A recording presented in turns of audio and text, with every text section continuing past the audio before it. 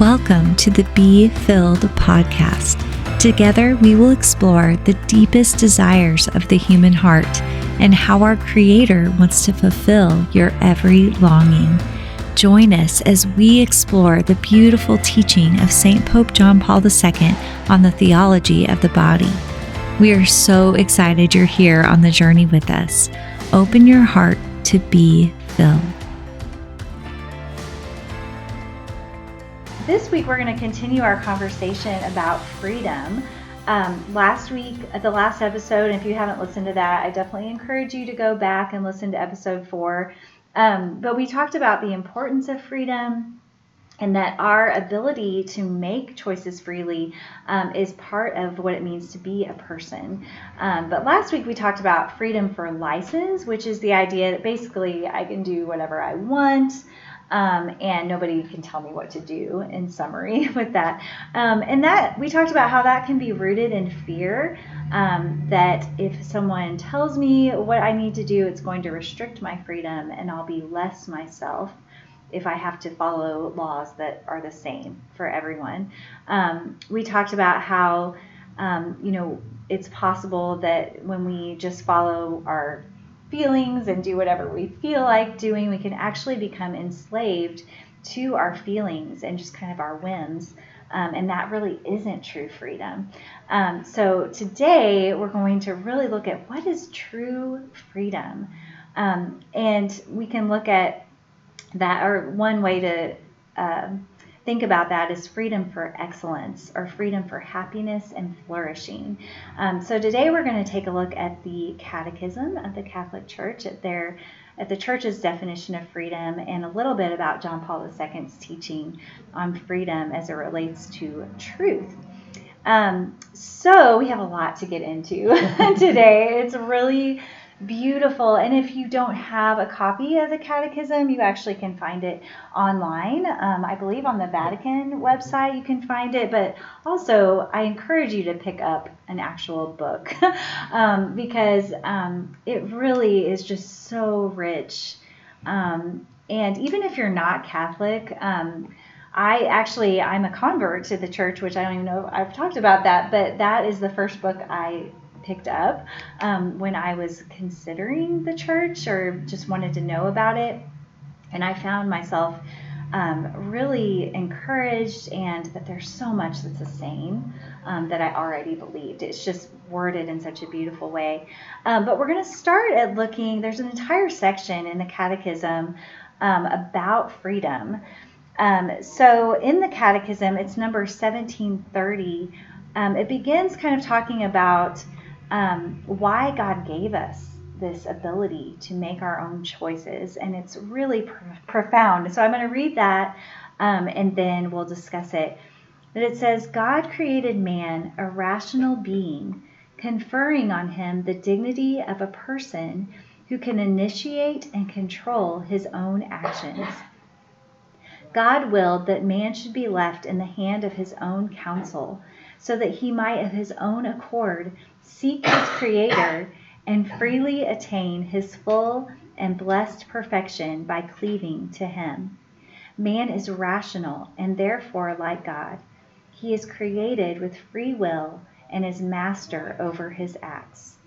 So that is how that section begins. And there's so much there just in that one little paragraph. But I was wondering, I was going to ask you ladies, what are your thoughts about this paragraph? And just as you ponder the reality that God gave us, he created us with this free will, what are some of your thoughts? Well, I had two main thoughts that came to my mind as I read through this. One is just a reminder that our actions are the visible expression of our interior being. Humanity is body and soul. And so our actions speak of who we are, our soul, and what we think and what we believe. So that's why we always want to make sure they're in harmony. That is very important. The other thought that really came to me is that dignity is a gift from God. I think the word dignity is beautiful. So often when I hear the word dignity, I think of royalty, the most dignified people. True royalty is dignified. And we know that as sons and daughters of Christ the King, we too are part of that royalty, so we should act in a dignified manner. So dignity is a gift from God. However, how we live out our lives, that speaks of our own gift back to God. So to truly live in that dignity, to make sure that our actions are in harmony with our beliefs, that message that God inscribed on our soul as we were brought into being. So those are two kind of main thoughts that came out of that paragraph for me. That's beautiful. Yeah, I was thinking about that section that Rochelle just read about man, that he might of his own accord seek his Creator and freely obtain his full and blessed perfection by cleaving to him. And for some reason, I got stuck on the cleaving, because when I think of a cleaver, I think of like a giant knife splitting something. And ironically, that's what Oxford Dictionary also defines it as, to split or sever. And I'm like, surely that's not what they mean here. And so then I had to, of course, go into like, okay, in the Bible, what does it mean? And then Google tells you, something totally different. But it said becoming one flesh with your spouse. I'm like, oh, that's so much better of an image than like the giant cleaver I had in my hand splitting something. So when you're seeking on your own accord, you're freely obtaining his full and blessed perfection by cleaving to him. You're becoming one flesh with your spouse.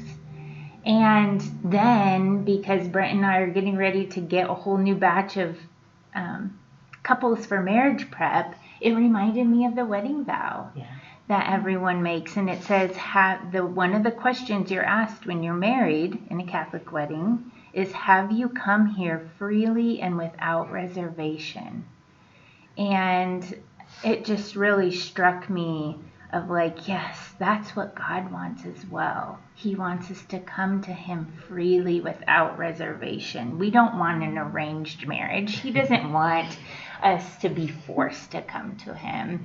Like, just as I wanted Brent to come to me freely in marriage, God wants us to come freely. And then to cleave to him, to become one flesh with him, so that our decisions are the same ones he would want us to make. So I was very glad that I dug into cleaving and didn't just leave it with a question mark.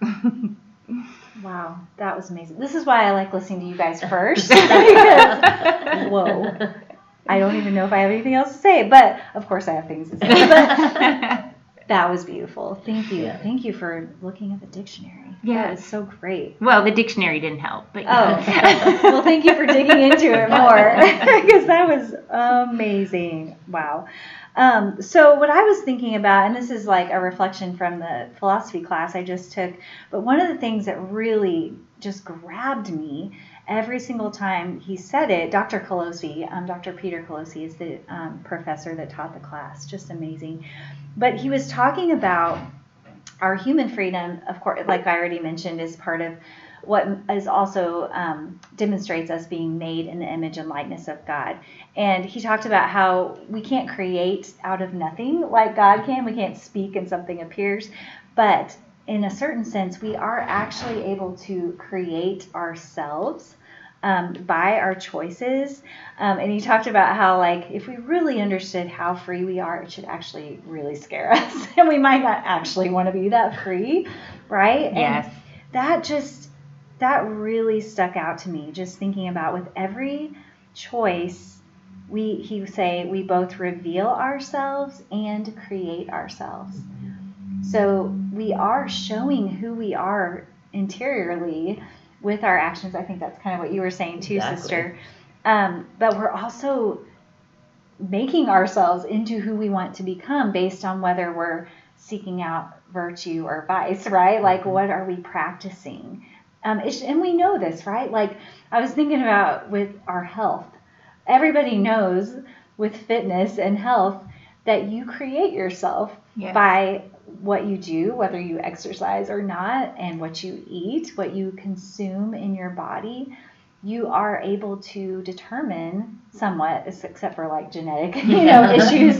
But like, if I choose to eat a Big Mac every day, there are consequences to that versus a salad or, whatever. Yeah. So we can see that in our physical bodies, but it's also true in the spiritual sense in our interior life. And so I don't know, that just really, it's like I knew that, but hearing that really was super powerful and empowering, actually. That's part of why God gave us that, is so we could create our lives and create who we want to be. Gratefully, also, he gives us a lot of grace. Yes.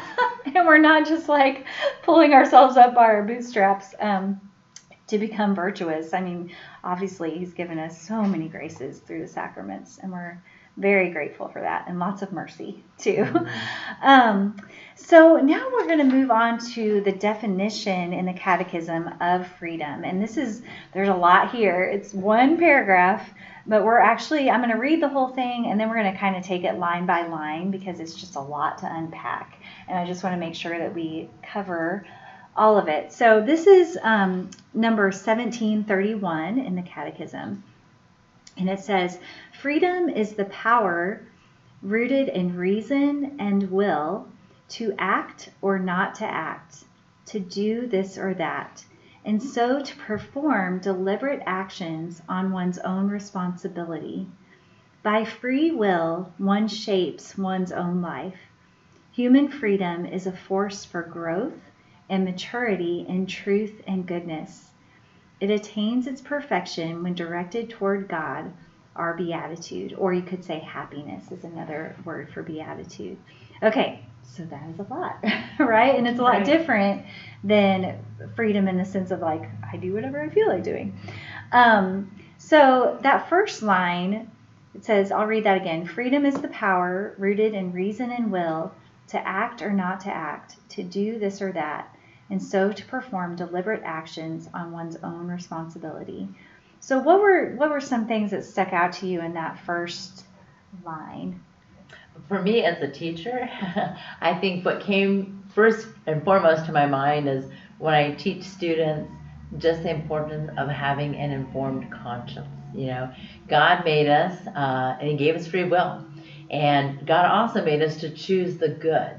God made us to reflect him, to choose the good.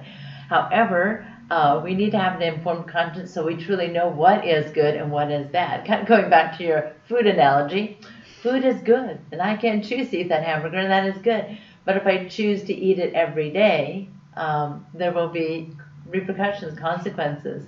And so we have to realize at what point, what seems good to us is it's good tasting, but there are limits, when that seemingly good may not be good. I see a bill that I do not want to pay, and it comes in the mail, and I want to choose the good. I want to have money for something else I'd like to do, so I throw that bill away, and that makes it go away in a sense. But we end up in the dark. Exactly. So we know that bill will be reissued, and I will get it again. So God is helping us. So when we have an informed conscience, whether it be about the very secular things or about the more heavily religious things, then we know what is truly good, and we can make good decisions, things that will lead us towards God and not away from God. So that's kind of where my thoughts were on that first line. Yes. Yeah. I think it's so good, and I think that's where we stop maybe at the first 4 words. Freedom is the power. Period. And everyone rallies. Yes. We love freedom, power. And then, we throw in the responsibility thing at the end, and that's where it goes back to those consequences we've been talking about, right? And I think what is the difference, to act and do what you want versus what you ought? And what's what are the differences there? Because sometimes I think obviously knowing the difference between, like you were saying, I love that. What was it? The conscience? Freedom? Informed conscience. Informed conscience. I've never heard those terms together, so thank you for teaching me today. So I think that is so key, because I think we often just choose things that seem so good, and then we end up a slave to them.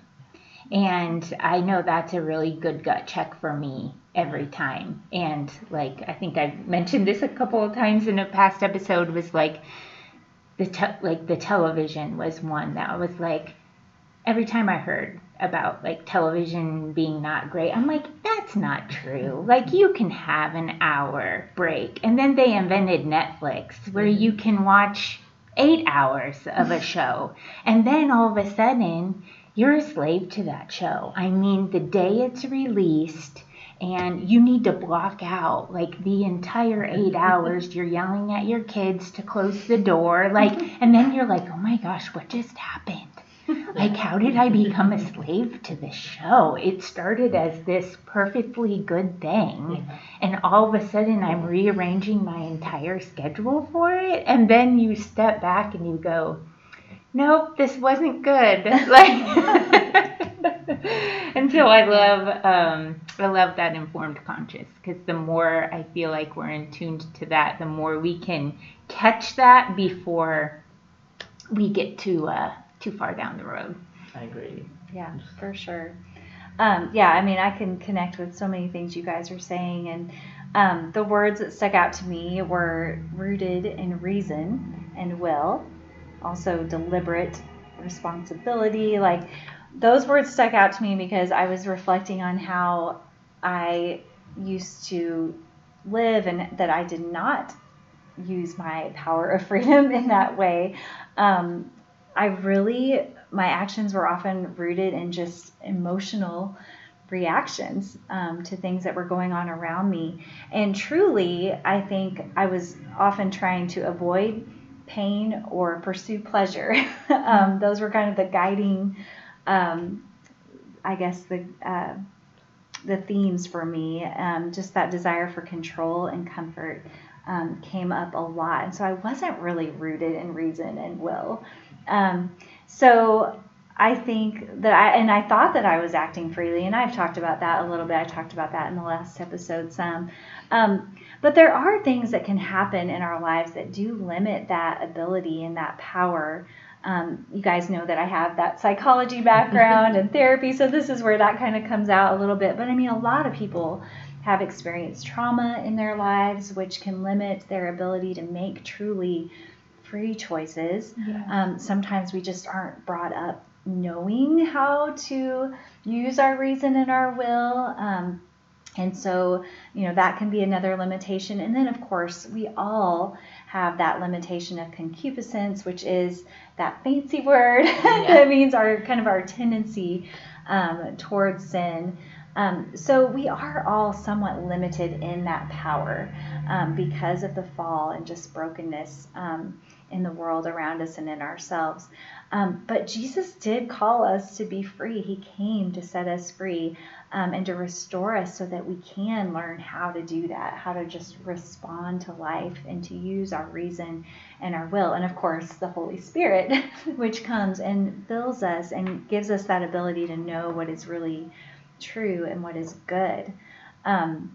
So those were some of the thoughts that I had about that. Let's go to the next line, which is, by free will, one shapes one's own life.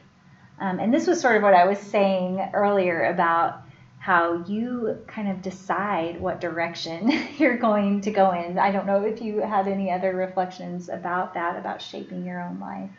Well, really, when you look at the whole concept of free will, what I prayed about was the whole idea that free will largely is our freedom to choose and to unite our will to God's will. God desires us to be in heaven, and that's why we were created, to enjoy the beatific vision with Him for all eternity. And so then, as I'm praying about that, well, what is all God want and desiring for us, I came back to the three transcendentals: truth, beauty, and goodness. And that's what God wants for us. And when we truly live in that freedom that God calls us to, those are the things that we should be reflecting, and those are the things that always lead us back to God. God loves us so much that He desires us to be with Him in heaven.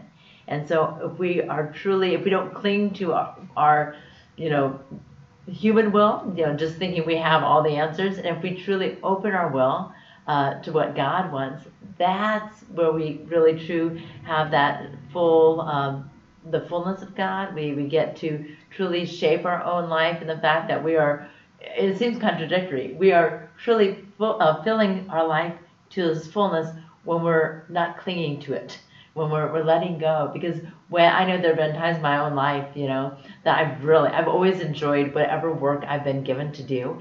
And every time I've been asked to move, I've never wanted to. But when I have finally, given my will over, that's when I find something more beautiful. God has always made me very happy, and I have been thrilled with everything I've gotten to do and people I've gotten to meet. But that free will is giving up that will so that we can be more united to God. That's kind of where my mind so went. beautiful. Yeah, that is beautiful. I love that. I wish I had someone telling me exactly what to do. Sometimes it seems better, but I think the second part of that is your receptivity and your response to it. And I think that's what's so beautiful about it. It's almost like the opposite of the victim mentality, of like, oh, all these things keep happening to me and I just have to grit my teeth and bear it. It's just, no, I have the freedom to choose how I'm going to respond, how I'm going to accept or reject. And I think that's why the growth mindset, is so popular with kids, like teaching them whatever happens, you can always look at the opportunity or look where you can grow in this. It's a secular kind of viewpoint, but it's completely tied into this. Like, however you choose to respond to a situation is what's going to make it positive or negative. So choose the positive. I mean, I definitely see that with you, sister, and everything that comes your way and how openly you take on all of the challenges that come your way. So it's very, I think, inspiring for all of us to try and strive after as well. Well, thank you. For sure. Thank you so much for that. So the next line, I think, is especially powerful and kind of informs us about what is freedom supposed to do? Does it have a purpose? It says human freedom is a force for growth and maturity in truth and goodness. It attains its perfection when directed toward God, our beatitude. So I was reflecting on this, and it actually reminded me of another class I took from the Theology of the Body Institute, and Father Joseph Koopman taught it, and he was just wonderful, a moral theologian, but just very gifted in giving lots of examples and making it very real. But he was talking about how freedom is more than just the ability to choose among a whole bunch of different options, that it actually has direction. It has purpose. That is what it's meant to do. And he said, freedom finds its meaning only when it directs us toward that which is perfective of us, that which makes us excellent, namely goodness and truth, which is ultimately found in God, which is basically just another way of saying what the Catechism says. But I love that and just like what you're saying, Katie, that it is an opportunity for growth whenever we bump up against a difficult time or decision or whatever. So we can learn how to direct it in that way. So just as for me, in my little journey of life, I was reflecting about when have I felt the most free? And I've already shared kind of about when I wasn't free, when I was constantly just reacting to life and everything. But for me, I became truly free and happy when I started getting really honest about my weaknesses. And I learned how to be attentive to that interior life, especially my emotions. I am a big feeler, a really big feeler. And I've always been that way, just very in tune with my feelings, feeling them deeply, and other people's feelings, all the feelings. It's super fun. Part of what led me to psychology, I'm sure. But and why God gave you two girls. Oh, yes. Who also have big feelings. Fun. Anyways, it is fun. I'm learning a lot for sure and growing. But so I never really knew quite what to do with all that, and so they got directed in a lot of different ways. But through the healing journey that I've been on, I learned how to pause and just to stop whenever disturbed. whatever that looks like, whether I was anxious or angry or whatever it was, if there was some disturbance within me, I learned how to pause and bring God into that with me, rather than as opposed to just feeling it and then trying to cover it up somehow or react and do something about it right in that moment, which is what I had been doing, which, by the way, doesn't work very well at all. In case, spoiler alert, it's terrible. I really, and I certainly had good intentions, and I wasn't trying to be, I wanted to be a good person, and I wanted to live this Christian life, but I didn't know how to properly respond to all of that. So it was very intense at first because I was disturbed all the time. And so I did a lot of journaling. I mean, I would literally, and I don't know how I was working full time and doing this. I'm not sure, because I was an adult working.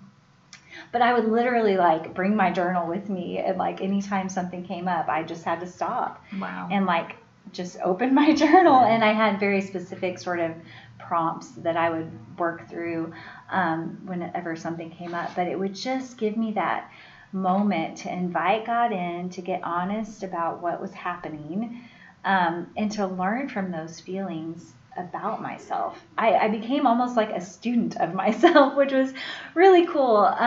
But it's not, the purpose isn't just to learn about yourself, like you're navel gazing or something. It's not just this psychological exercise. I mean, the purpose is to direct yourself back to God and to allow Him to reveal, what is happening in there? Yes. Where am I afraid? Because usually it was fear. When I got down to it, what was really happening, there was some sort of really core fear happening there, like fear of abandonment or rejection, things like that. And so over time, I didn't have to journal every time, because I just kind of went through that process internally, and I would recognize more quickly, oh, I'm just afraid of rejection right now, or, whatever.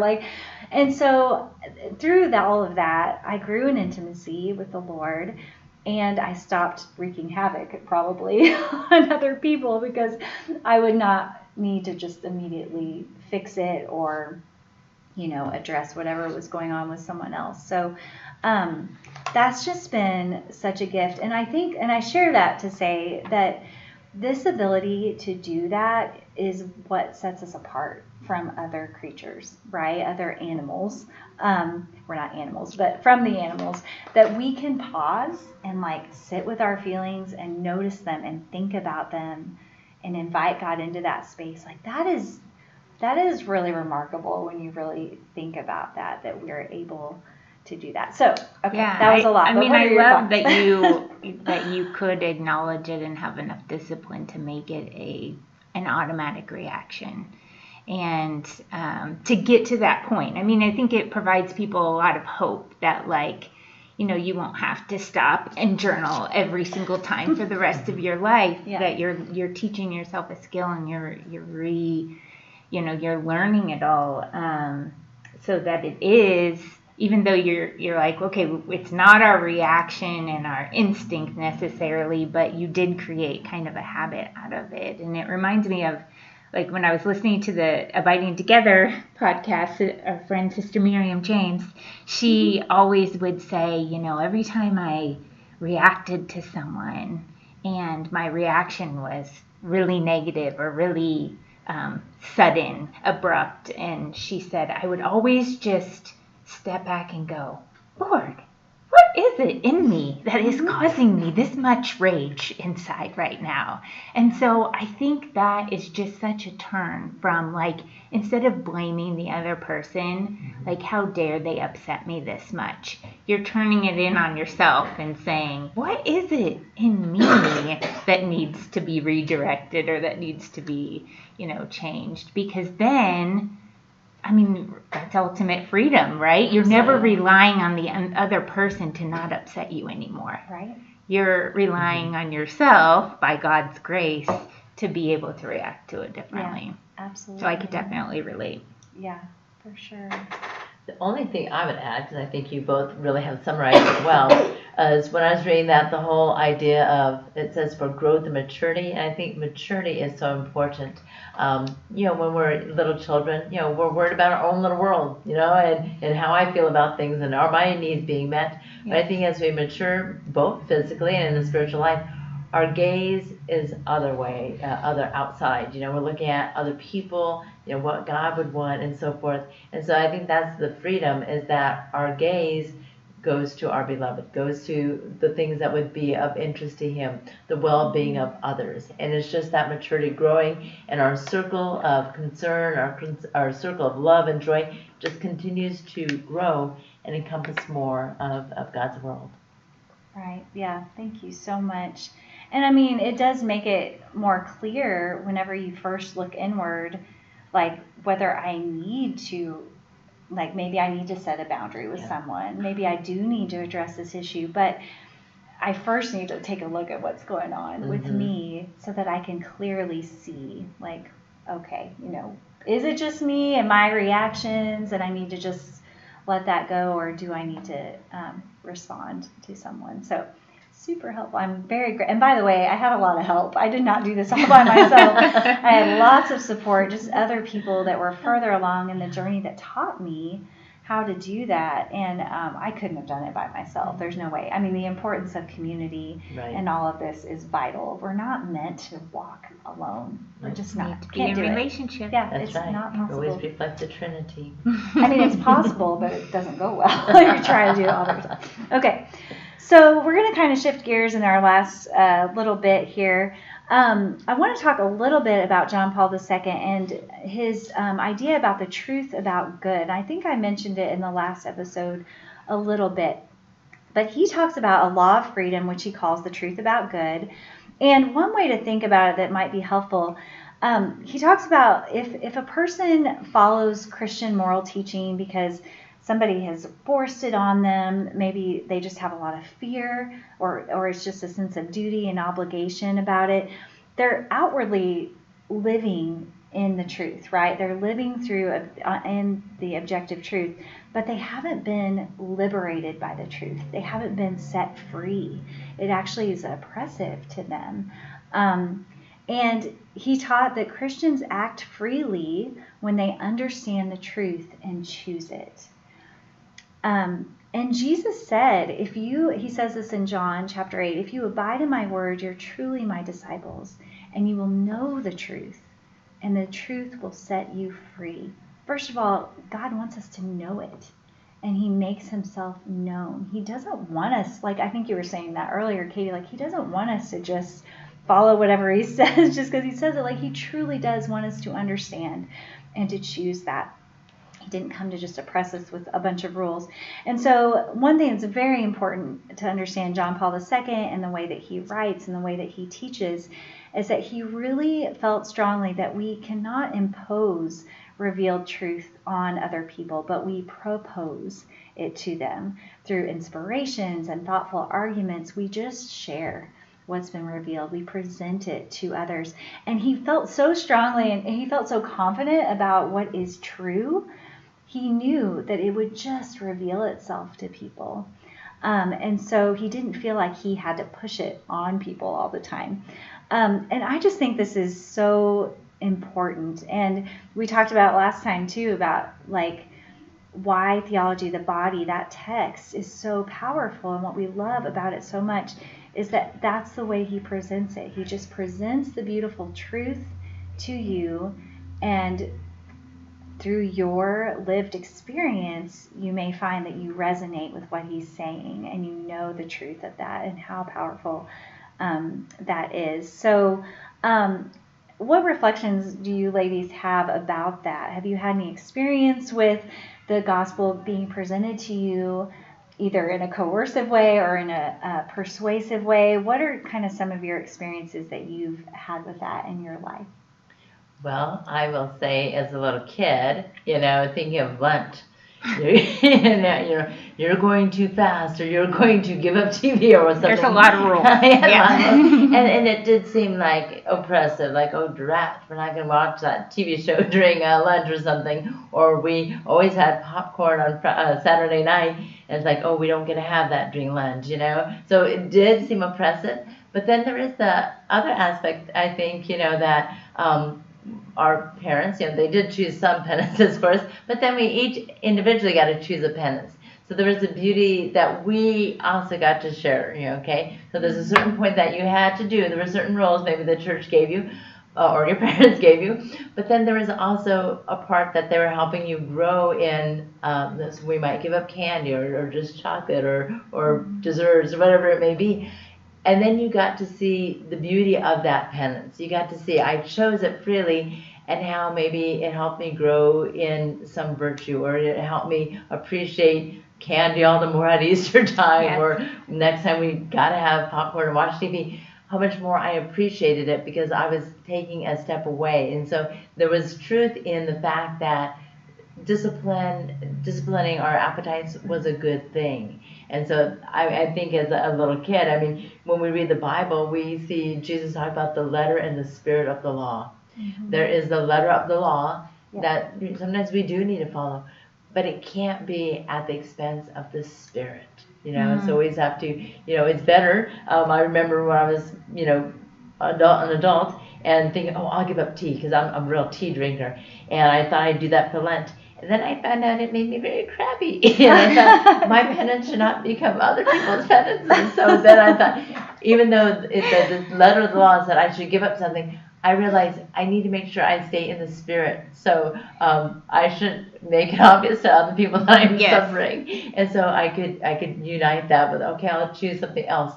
So that's kind of the beauty of it there. There can be a very oppressive sense to it, but there also is something that's very beautiful and liberating when we are giving it as a reason back to God to sacrifice for Him. Mm-hmm. That's beautiful. I have made my Lent everyone else's Lent as well before. We're all going to suffer with me today, okay?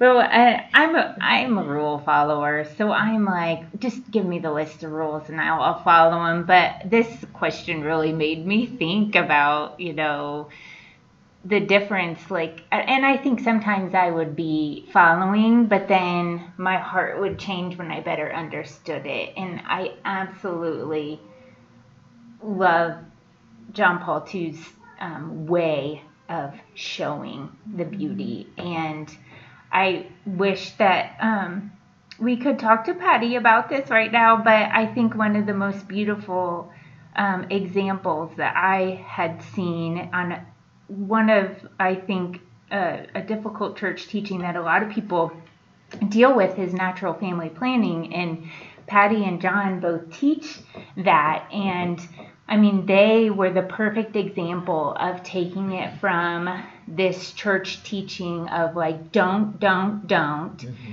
to then I had the fortune of going to one of their classes, and they were very much the other way. They were like, look at how this teaching from the church made us fall more in love with each other. And then they demonstrated the love in front of us. And we were like, yes, if our marriage is going to be like that, then we want that. So it totally wasn't, obviously they had to go through the steps and the rules that come with it. But they started with showing us what it would be like afterwards. And so once you saw the fruit, you were like, yeah, show me how to garden. Let's go. And so I think that's what John Paul II is trying to do with every part of teaching us. Yeah, for sure. That is so good. Oh, we are really running late, but that's okay. We're going to keep going. It did make me think what you guys were talking about.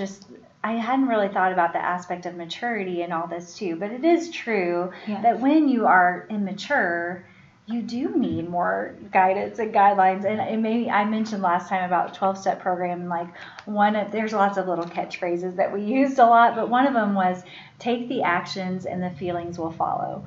Because when you're coming from a place of like constantly just like doing whatever you feel like doing, you almost have to like dry out from that and learn how to just do what you're supposed to do, trusting that the feelings and the desire for that will develop over time, and the understanding and the longing will develop over time, right? So, but there is a point where you just have to do it and trust that like eventually I'm going to want to do this, right? And so I think that's true. And just remember that our will is not equal to our emotions. Yeah. So I think you're Right. very wise in that we can choose to forgive somebody, even though the feelings may not be there right away. But that doesn't mean we haven't forgiven. Right. But it is a process, and we might need to keep in our mind forgiving them so that the emotions do follow. So I think you're very wise there. Yeah. So yes, I'm very wise. No, I didn't mean I was very wise. We're getting to the end. I'm getting tired. No. But I was just, as far as like just recognizing truth, I'm gonna just very briefly say that definitely when I was reading through the text of Theology of the Body, there would be moments where I just had to stop and like sit with it, because I would read something that just pierced my heart, like just with the beauty and the truth of it. And it's hard to even, I was trying to come up with a specific example, but it's very difficult to then express an experience like that, because it's so interior and it's just so deeply personal. But I hope that our listeners know what I'm talking about, just when you're pierced by truth and beauty and goodness, and it sparks in us a deep desire for whatever that is, that truth, that beauty, that goodness. Like, I want that. That's who I want to be. That's how I want to live. That's how I'm supposed to be.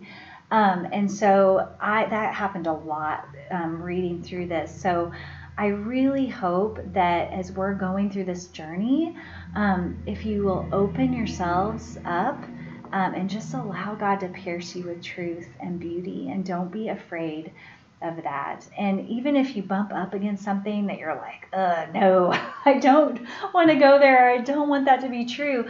Like, don't run away from it. Like, pray with it. God knows your heart, and he wants to reveal truth to you. So just pray with that and ask him, like, Lord, I don't like that.